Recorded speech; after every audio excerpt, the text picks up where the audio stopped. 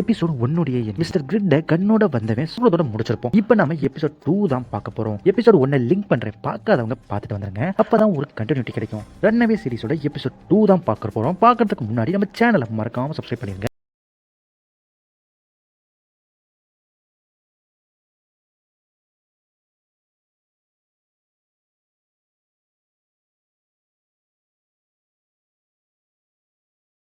Episode 2 ஆரம்பம். Concert நடந்த இடத்துக்கு போலீஸ் ஆம்புலன்ஸ் எல்லாமே வந்திருக்கும். ஆம்புலன்ஸ்ல மிஸ்டர் சிக்ரிட்டை ஏற்றி ஹாஸ்பிட்டலுக்கு கூட்டு போய் ட்ரீட்மெண்ட் பண்ணிக்கிட்டு இருப்பாங்க. இங்க ப்ரோக்கோட இடத்துல துப்பறியும் சாம்பு இன்வெஸ்டிகேஷனை ஆரம்பிச்சிருப்பாரு. அவருடைய அசிஸ்டன்ட் கிட்ட ஸ்டேட்மெண்ட் எல்லாம் வாங்கிட்டீங்களா அப்படின்னு கேட்பாரு. அவங்களும் ஸ்டேட்மெண்ட்லாம் வாங்கியாச்சு அப்படின்னு சொல்லுவாங்க. இந்த ஸ்டேட்மெண்ட்லாம் கொஞ்சம் சொல்றீங்களா அப்படின்னு அவர் கேட்பாரு. இவங்களும் தெளிவாக எக்ஸ்பிளைன் பண்ணுவாங்க. இவங்க சொன்னதை வச்சு அவர் ஒரு தியரிக்கு வருவார். மிஸ்டர் கிரிட் தன்னோட பொண்ணை தேடி அலைஞ்சிருக்காரு. முதல்ல அவளுடைய லவ்வர் இறந்த இடத்துக்கு போகிறாரு, அப்புறம் இங்கே வந்திருக்காரு அப்படின்னு ஒரு தியரியை பில் பண்ணுறாரு. இந்த தியரியை வச்சு மிஸ்டர் கிரிட் அதாவது சைமனை விசாரிக்கணும் அப்படின்னு ஒரு முடிவுக்கு வராரு துப்பறியும் சாம்பு. இங்கே யாரோ ஒரு ஆளை போட்டு தள்ளினாங்களா, அந்த 2 பேர் ஒரு டேட்டூ ஷாப்புக்கு வெளியில் மறுபடியும் எவனையோ ஒரு ஆளை தள்ளுறதுக்காக வெயிட் பண்ணிட்டு இருக்காங்க. அப்படியே காரை விட்டு இறங்கிய ஷாப்புக்கு பின்புறம் அவன் போகிறான். அங்கே ஒருத்தன் ஷாப்பை விட்டு வெளியில் வரான். காரில் ஏறலான்னு போகிறான். அந்த டைம் பார்த்து இவன் பின்னாடியே போய் அவனுடைய பேரை சொல்லி கூப்பிட்றான். அவனும் திரும்பி பார்க்குற வேகத்தில் இவன் தங்கிட்ட இந்த கண்ணை வச்சு நெஞ்சிலே 2 புல்லட்டை இறக்கான். 2 புல்லட்டை இறக்கி அவனை போட்டு தள்ளிட்டு அந்த டெட் பாடியில இருந்து அதாவது அவன் கையில் கட்டின வாட்சை எடுக்கணும்னு ட்ரை பண்ணும்போது இவன் கூட வந்தவன் பின்னாடியே வந்தவனே நீ என்ன இப்படி பண்ணி வச்சிருக்க, இப்படி நீ வந்து கொலை பண்ணி நம்ம ஈஸியாக மாட்டிக்குவோம் சொல்லி அவனை பிடிச்சி திட்டிகிட்டே இருக்கும்போது நீ ஏன் இங்கே வந்து காட்டிலே உட்காந்துருக்க வேண்டியதானே அப்படின்னு அவங்களுக்குள்ள வாக்குவாதம் நடந்துகிட்டு இருக்கும்போது அந்த டேட்டூ ஷாப்ல இருந்து ஒரு சின்ன பையன் குப்பையை கொட்டலன்னு சொல்லி வெளியில வந்தவொடனே இந்த மர்டரை பார்த்துட்டு பயத்துல மூவில கையில பிடிச்சி ஓடுவான். இவனும் வந்து நம்மளை பார்த்துட்டானே, இவனை வெளியில விட்டோம்னா நம்மளை வந்து போலீஸ் பிடிச்சிட்டு போய் நம்மளை ஜெயில அடிச்சிருவாங்க, அதனால இவனை போட்டு தள்ளி அவன் சொல்லி அவன் கையில கண்ணு எடுத்துட்டு அவன் போட்டு தள்ளுறதுக்கு வேகமா அந்த டேட்டூ ஷாப்புக்குள்ள போவான். அந்த கொலகாரே ஷாப்புக்குள்ளே போய் அந்த சின்ன பையனை தேடுவான். எல்லா இடத்துலையும் தேடி பார்ப்பான். அந்த பையன் அந்த இடத்துல இருக்கவே மாட்டான். என்ன தாண்டா பண்ணுறது, ஒருவேளை அவன் வெளியில் போய் போலீஸ்க்கான சொல்லிட்டானே, இப்போ நம்ம நிலைமை என்ன ஆகுறது அப்படின்னு சொல்லி பைத்தியம் முடிச்ச மாதிரி அங்கே இங்கேயும் யோசிச்சு பார்த்துக்கிட்டே இருப்பான். அப்படியே அந்த ஷாப் ஃபுல்லாக சுற்றி பார்த்துட்டே இருக்கும்போது அந்த ஷாப்பில் இருக்கக்கூடிய ஒரு கபோர்டோடைய டோரில் அந்த பையனுடைய ஷூலேஸ் மாட்டியிருக்கும். அதை அந்த கொலகாரன் பார்த்துருவான். இங்கே அந்த கபோர்டுக்குள்ளே அந்த சின்ன பையன் வந்து உட்காந்துருக்கு வந்து என்னடா வெளியில் இருந்த சத்தமே காணோம், ஒருவேளை அந்த கொலகாரங்கன்னா போயிட்டானா அப்படின்னு சொல்லி வெளியில் வரலான்னு சொல்லி பார்ப்பான். ஆனால் அந்த சின்ன பையனுக்கு தெரியாது கொலகாரன் அந்த டோர்ல மாட்டிட்டு இருக்கக்கூடிய ஷூ லேஸை பார்த்துட்டா அப்படிங்கிறது தெரியாது. அது தெரியாமலே அந்த சின்ன பையன் அந்த டோரை விட்டு வெளியில வந்த வேகத்துல அந்த கொலகாரன் பின்னாடி இருந்து கரெக்டா கன் எடுத்து அவனுடைய நெத்தி பொட்டில் வச்சு சுட்டு அவனை கொன்னுடுவான். ஹாஸ்பிட்டல்ல சைமன் அவருடைய ஒய்ஃபுக்கு ட்ரீட்மெண்ட் நடந்துகிட்டு இருக்கும். அதனால ஹாஸ்பிட்டல்ல வெயிட் பண்ணிட்டு இருக்கும்போது அவருடைய ஒய்ஃபோட தங்கச்சி வருவாங்க. தங்கச்சி வந்து ஆர்டர் சொல்லிட்டு நீங்கள் இங்கே இருந்து எல்லாத்தையும் பார்த்துக்கங்க, பசங்களை நான் கூப்பிட்டு வரேன் அப்படின்னு சொல்லிட்டு அவங்க கிளம்பிடுவாங்க.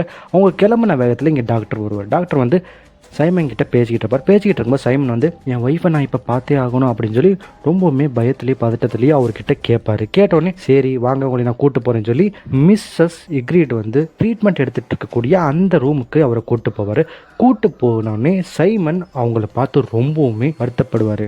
இங்கே அந்த டிடெக்டிவ் லேடி அந்த காணா போன பையனோட வீட்டுக்கு போவாங்க. போய் அவருடைய அப்பா கிட்ட அந்த கடைசியாக வந்த கமெண்ட்டை பற்றி ஃபுல்லாக சொல்லுவாங்க. அவரும் அதை கேட்டுட்டு எனக்கு அந்த பொண்ணோட பேர் மட்டும்தான் தெரியும், வேற எதுவுமே அந்த பொண்ணை பற்றி எனக்கு சுத்தமாக ஒன்று கூட தெரியாது அப்படின்னு அவர் தெரிஞ்ச விஷயம் எல்லாருமே சொல்லுவார். சொல்லிட்டு அவருடைய பையனோட ரூமில் ஒரு ஸ்ட்ரேஞ்சான ஒரு விஷயம் இருக்கும், அதை பற்றி அவங்ககிட்ட சொல்லுவாங்க. அவர் பையன் இது வரைக்கும் எந்த ஒரு டேட்டூவுமே போட்டதே கிடையாது. அப்படி இருந்தும் அவருடைய பையனுடைய ரூமில் ஒரு டேட்டூ அட்வர்டைஸ்மெண்ட் வந்து இருக்கும். அந்த அட்வர்டைஸ்மெண்ட் பார்த்தோன்னே எனக்கு ரொம்பவுமே ஸ்ட்ரேஞ்சாக இருக்குது, இது என்னென்னு கொஞ்சம் பாருங்களேன் டிடெக்டிவ்னு சொல்லி அந்த அட்வர்டைஸ்மெண்ட்டை அந்த லேடி டிடெக்டிவ் கிட்ட அவர் கொடுப்பாரு. அதை வாங்கிட்டு அந்த லேடி டிடெக்டிவ் பார்ப்பாங்க.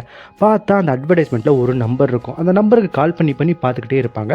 ஆனால் யாருமே அந்த ஃபோனை அட்டன் பண்ண மாட்டாங்க. அப்போ அந்த டிடெக்டிவ் வந்து தன்னுடைய ஹேக்கர் ஃப்ரெண்டுக்கு ஃபோன் பண்ணி சொல்லுவாங்க, இந்த மாதிரி அந்த பையனோட அப்பாவை வந்து நான் பார்த்து இந்த மாதிரிலாம் சொன்னார், ஒரு அட்வர்டைஸ்மெண்ட் கொடுத்தாரு, அதில் ஃபோன் நம்பருக்கு நான் ட்ரை பண்ணி பார்த்துட்டே இருந்தேன், இருந்தாலும் அந்த ஃபோனை யாருமே அட்டன் பண்ணல, நீ வந்து என்ன பண்ணுற, அந்த ஃபோன் நம்பர் யாரோடது, அவங்கள பற்றின ஃபுல் டீட்டெயிலையும் எனக்கு விசாரிச்சு கூடவே பேஜை பற்றின முழு விவரமும் எனக்கு தேவைப்படுது, அதையும் கொஞ்சம் நல்லா தெளிவாக விசாரிச்சு எனக்கு கூடன்னு சொல்லிட்டு போனை வச்சிருவாங்க. அப்புறம் இங்க மிஸ்டர் கிரிட் வந்து தன்னோட ஒய்ஃபை பார்த்து கவலைப்பட்டே இருக்கும்போது அவங்க 2 பேரும் ஃபர்ஸ்ட் டைம் மீட் பண்ண அந்த இடம் அவங்களுக்கு வந்து ஃபுல்லா அப்படியே ஞாபகம் வரும். அப்படி அவர் அதை வந்து ஃபீல் பண்ணிக்கிட்டே இருக்கும்போது டாக்டர் வந்து மிஸ்டர் கிரிட்டை கூப்பிட்டு உங்க ஒய்ஃபோடைய கண்டிஷனை பத்தி முழுசா கேட்டு தெரிஞ்சிருப்பீங்கன்னு சொல்லி நான் நினைக்கிறேன் அப்படின்னு அவங்க பேசிக்கிட்டு இருக்கும்போதே பின்னாடி மிஸ்டர் கிரிட்டோட இன்னொரு பொண்ணான அனன்யா வருவாங்க. அங்க வந்ததும் கண்ணெல்லாம் அப்படியே கலங்கி வருத்தத்தோட டாக்டர் கிட்ட அவங்களுக்கு எப்ப குணமாகும் அப்படின்னு கேட்பா. அதுக்கு டாக்டர் வந்து எங்களால இப்போதைக்கு எதுவுமே சொல்ல முடியாது, 48 மணி நேரத்துக்கு அப்புறம் தான் எங்களால் எதுவாக இருந்தாலும் சொல்ல முடியும். இருந்தாலும் உங்கள் அம்மாவுக்கு இது வரைக்கும் எந்த விதமான பிரச்சனையும் இல்லை, அவங்க உடல்நலம் நல்லாவே இருக்குது, சீராக இருக்குது அப்படின்னு அவர் சொல்லிக்கிட்டு இருக்கும்போது போலீஸ் அந்த ரூம்குள்ளே வருவாங்க. அதாங்க துப்பறியும் சாம்பு உள்ளுக்குள்ளே வர்றாரு.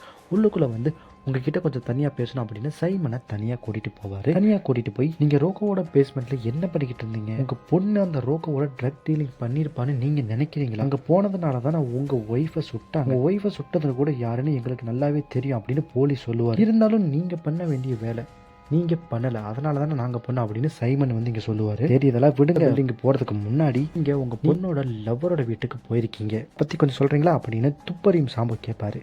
அவங்களுக்குள்ள வாக்குவாதம் முத்திட்டே இருக்கும்.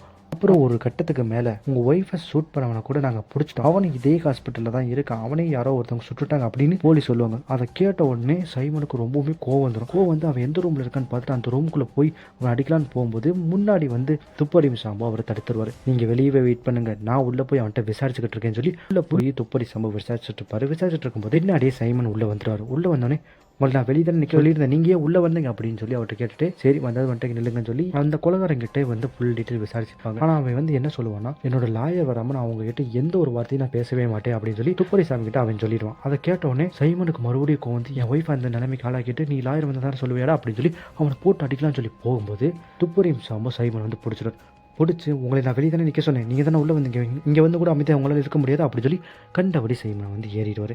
அப்புறம் இங்கே அந்த 2 பேர்த்த போட்டு தள்ளானுங்கள அந்த கொலகாரி வந்து கேஃபேலேருந்து ஐஸ்கிரீம் சாப்பிட்டே வெளியே வருவா. அப்படியே வெளியே வரும்போது அந்த கேஃபேக்குள்ளே இருந்து யாரோ ஒருத்தருடைய கார் கீயை வந்து ஆட்டை போட்டு வந்துடுவா. ஆட்டை போட்டு இவளுடைய கொலகார பாட்டன் கிட்ட வந்து ஜாலியாக பேசிக்கிட்டு இருப்பான். கொலை நடந்த விஷயம் பற்றி எல்லாத்தையுமே ஃபுல் டீட்டெயிலும் பற்றி பேசிக்கிட்டே இருக்கும்போது சரி வா நம்ம கிளம்பலாம்னு சொல்லி அந்த காருக்கு எந்த காரோட பாட்டு அந்த காரை எடுத்துகிட்டு கிளம்புவா. இங்கே துப்பறியும் சாம்பு இங்கே உட்காந்து நடந்ததை யோசிச்சுக்கிட்டு இருக்கும்போது அவருடைய அசிஸ்டன்ட் வருவாங்க. அங்க என்னதான் நடந்துச்சு அப்படின்னு கேட்பாங்க. எனக்கு என்னமோ பேஜோட லவ்வரை கொண்டது மிஸ்டர் கிரிட்டா தான் இருக்குன்னு தோணுது அப்படின்னு அவர் சொல்லுவார். இருந்தாலும் அவர் பெரிய பிசினஸ் மேன், இப்படி எல்லாம் பண்ண மாட்டாரு, ஆனா அந்த கொலை ரொம்பவுமே கொடூரமா ஒரு கேங் வார் மாதிரி இருந்துச்சு அப்படின்னு அவருடைய அசிஸ்டன்ட் சொல்லுவாங்க. அதுக்கு அந்த போலீஸ் ஒரு பாதிக்கப்பட்ட தன் பொண்ணு இழந்த சோகத்துல ஆத்திரத்தோட உச்சியில இருக்க ஒரு அப்பாவால இதை செஞ்சிருக்க முடியும் அப்படின்னு நான் நினைக்கிறேன்னு அவரு சொல்லுவார். அதுக்கப்புறம் மிஸ்டர் கிரிட் அந்த இடத்துக்கு போக உதவுன நபர் யாருன்னு தெரிஞ்சுக்கிட்டு அங்க நம்ம துப்பறியும் சாம்பு போவாரு. போய் கதவை தட்டுவாரு, பேர் சொல்லியும் கூப்பிடுவாரு. உள்ள இருந்து யாருமே வெளியில வர மாட்டாங்க. அப்பதான் தெரியும் இங்க வந்து யாருமே இல்ல அப்படிங்கிறது அவருக்கு தெரிஞ்சிடும். அப்புறம் தன்னோட அசிஸ்டன்ட்டுக்கு கால்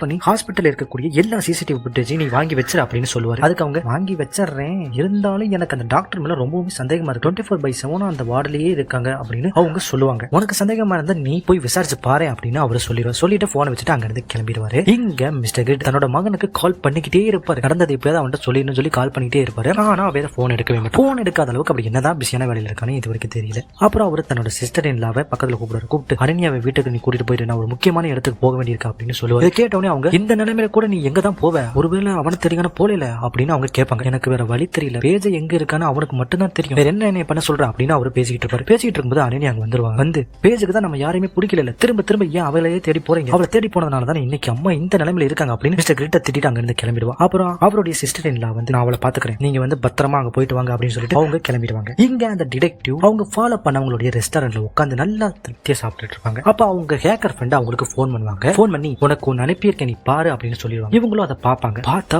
பேஜோட அப்பா பேஜோட லவ்வரை போட்டு வெளுத்து வாங்குற வீடியோ அனுப்பியிருப்பாங்க. இதை அவங்க பார்த்துட்டு இந்த வீடியோவுக்கு பேஜுக்கு ஏதாவது சம்பந்தம் இருக்கா அப்படின்னு அவங்களுடைய ஹேக்கர் ஃப்ரெண்ட் கிட்ட கேட்பாங்க. அந்த வீடியோல ஒருத்தர் போட்டு வெளுத்து வாங்கிட்டு இருக்காருல அவரு தான் பேஜோட அப்பா அப்படின்னு அவங்க சொல்லுவாங்க. அதை கேட்ட உடனே இந்த டிடெக்டிவ்க்கு ஒரே ஷாக். இது மட்டும் இல்ல, பேஜ் சமீபத்துல ஹென்றி தாங்க அந்த காணா போன பையன் அவனுக்கு இமெயில் பண்ணிருக்கா அப்படின்னு அந்த ஹேக்கர் ஃப்ரெண்ட் சொல்லுவாங்க. இங்க பேஜோட தம்பி அதாவது சைமன் பாருக்கு யாரோ ஒரு ஆளை பாக்கிறதுக்காக வருவான். வந்த உடனே அவனை ஒருத்தன் கூப்பிடுவான். நான் தாங்க உங்களை இங்க வர சொன்னேன், நீங்க தானே அந்த கிட்டாரை சேல் பண்றதா சொல்லியிருந்தீங்க அப்படின்னு அந்த கிட்டாரை அவங்க கிட்ட இருந்து காசு கொடுத்து வாங்கிடுவான். சாமோ வந்த வேலை முடிஞ்சு அங்க இருந்து கிளம்பலாம்னு சொல்லி திரும்பி போவான். போகும்போது பின்னாடி அந்த கிட்டார் வாங்கினவே அந்த இடத்துல அந்த கிட்டார் சுக்குனூர உடச்சு தள்ளிடுவான். இதை பார்த்தோன்னே சாமுக்கு ஒரே ஷாக்கு. இப்ப தானடா காசு கொடுத்து வாங்கினி, அதுங்களை ஏன் உடச்சான்னு ஷாக். அப்புறம் கவலை வந்து தன்னோட அக்காவுடைய ஞாபகத்தமா இருந்தது ஒரே ஒரு கிட்டார் மட்டும்தான். அந்த கிட்டாரையும் அவன் கண்ணு முன்னாடி அவன் உடச்சதுனால ரொம்பவுமே கவலைப்பட்டு வருத்தத்தோட அந்த கீழே விழுந்து நொறுங்கின அந்த கிட்டாரோட பீஸ் எடுக்கலாம் சொல்லி போய் அந்த பீஸ் எல்லாம் எடுத்துட்டு பின்னாடி நடந்து அப்படியே வெளியே போலான்னு வரும்போது அவனுக்கு கால் வரும். யாருன்னு பார்த்தா அவனுடைய சித்தி தான் கால் பண்ணிருப்பாங்க. கால் பண்ணி அவங்க அம்மாவுக்கு நடந்த விஷயம் எல்லாத்தையுமே அவங்க கிட்ட சொல்லிடுவாங்க. சொன்ன உடனே சாம் தன்னோட அப்பாவான கிரிட்டுக்கு போன் பண்ணி, நீங்க ஏதை வந்து என்கிட்ட சொல்லவே இல்லை, உங்களை யார் அம்மாவை அந்த இடத்துக்கு கூட்டு போனா கூட்டு போனதுனால இன்னைக்கு இந்த நிலைமையில இருக்காங்க அப்படின்னு சொல்லி கண்டபடி அவர் புடிச்சு திட்டிட்டு போனை வச்சுட்டு அப்புறம் இங்க கிரிட் வந்து தனக்கு உதவி பண்ண அவருடைய வீட்டுக்கு போவாரு. போய் கதவை தட்டுவாரு. அவரும் உள்ள இருந்து அங்க வெளியில வருவாரு.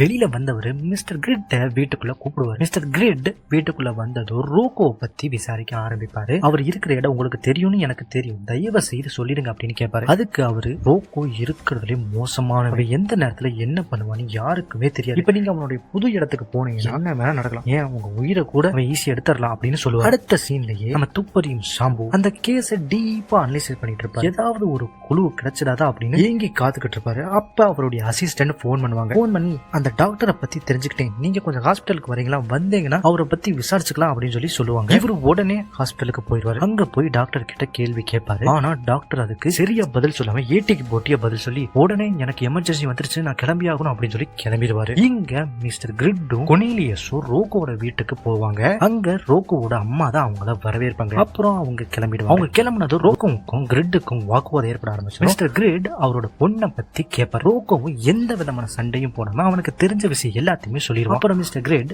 ரோக்கோவுக்கு ஒரு டீல் கொடுப்பார். ஆல்ரெடி கொடுத்த டீலையே அவரோட மனைவி ஹாஸ்பிட்டல் இருப்பாங்க. இப்ப என்ன நடக்க போகுதுன்னு யாருக்கு தெரியும், வாங்க பாப்போம். என் பொண்ணு எங்க இருக்கான்னு மட்டும் நீ கண்டுபிடிச்சு கொடுத்துட்டேன்னு வச்சுக்க, உனக்கு நான் 50,000 பவுண்டு கேஸா உடனே உங்க கையில தந்துறேன் அப்படின்னு மிஸ்டர் கிரிட் அவனுக்கு ஒரு டீலை கொடுப்பாரு. அடுத்த சீன்ல அந்த கொலகாரையும் மறுபடியும் யாரோ ஒரு ஆள் கூட்டு தள்ளுறதுக்காக கிளம்புவாங்க. இவங்க யாரு, எதுக்காக இத்தனை பேரை கொன்னானுங்க, இன்னும் எத்தனை பேரை கொல்ல போறாங்க, நமக்கு இது வரைக்கும் சுத்தமா விளங்கவே இல்லை. இனிமேலாவது சொல்லுவாங்களான்னு பார்ப்போம். அடுத்த சீன்ல நம்ம துப்பறி சம்பவுக்கு ஒரு துப்பு கிடைச்சிரும். ஏரன், அதாவது பேஜோடைய லவ்வர், அவன் கொலை செய்யப்பட்ட அன்னைக்கு மிஸ்டர் ஈகிரிட் ஹாஸ்பிட்டல் இருந்து டியூட்டிக்கு போகாம வேற எங்கேயோ கிளம்பி போவாங்க. அடுத்த சீன்ல மிஸ்டர் ஈகிரிட் ட்ரீட்மெண்ட் எடுத்துக்கிட்டு இருக்கிற ரூம்ல அந்த டாக்டர் அழுதுகிட்டே அவங்கள பாத்துக்கிட்டு இருப்பாரு. வெளியில பேஜோட தம்பி அதாங்க சாம் மாடிக்கு போய் யாருக்கோ அமௌண்ட் அனுப்புவான். கூட அவனோட சித்தியும் இருப்பாங்க. இங்க என்னதான் நடக்குது, மிஸ்டர் ஈகிரிட்டும் அந்த டாக்டரும் சேர்ந்து ஏரனை கொலை பண்ணிருப்பாங்களோ, இல்ல சாமும் அவனோட சித்தியும் சேர்ந்து அவனை போட்டு தள்ளிருப்பாங்க. ஒரே குழப்பமா இருக்கு, என்ன நடக்குதுன்னு தெரியல, யார் அவனை போட்டு தள்ளணும் தெரியல. அடுத்த சீன்ல மிஸ்டர் கிரிட்டும் கொர்னீலியஸும் வெளியில கிளம்பலான்னு போவாங்க.